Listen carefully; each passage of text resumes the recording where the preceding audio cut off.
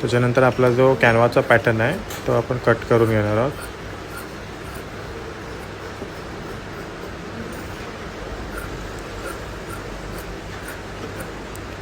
ठीक आहे, असेच आपल्याला हा आपला एका हाताचा कट करून झाला आहे.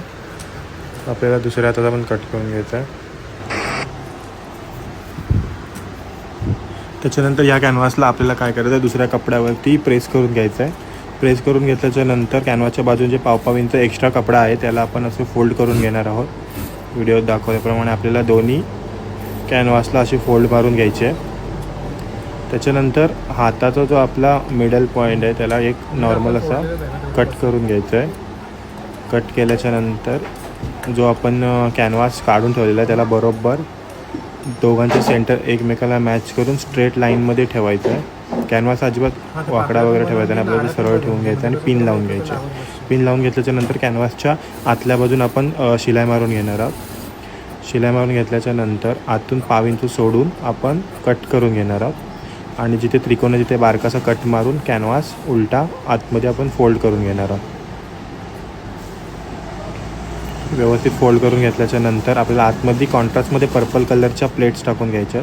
प्लेट्स पण आपल्याला व्यवस्थित टाकून घ्यायच्या. प्लेट्स आपल्याला वाटल्या ॲडजस्ट झाल्यासारखे, नंतर त्याला पिन लावून घ्यायचे. पिन लावून घ्यायचे एक सिंगल खाली आणि वरची जे 3 प्लेट आहेत तिन्ही प्लेटला पण आपण एक पिन लावून घेणार आहोत. पिन लावून घेतल्याच्यानंतर काय होतं, त्या प्लेट्स असतात त्या एका साईडनं हलत नाहीत, बरोबर आहेत तिथेच राहतात.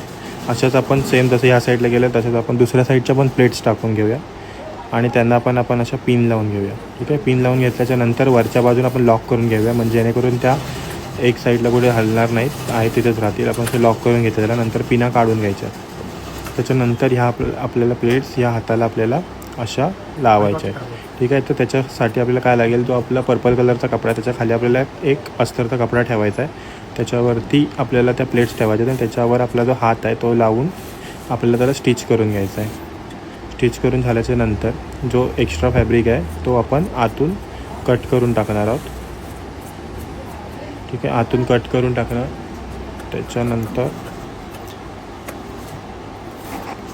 त्याच्यानंतर कट केल्याच्यानंतर जो वरचा पार्ट आहे त्याला पण आपण अशी शिलाई मारून घेणार आणि फायनल लूक तयार झालेत आपले स्लीव्ज डिझाईनचे.